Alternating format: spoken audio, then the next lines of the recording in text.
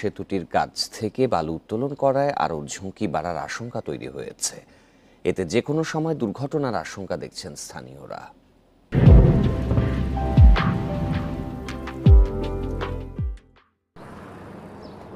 1901 সালে রংপুরের তিস্তা নদীর উপর নির্মাণ করা হয় 2110 ফুট দীর্ঘ এই রেল সেতুটি, যার মেয়াদ ধরা হয় 100 বছর।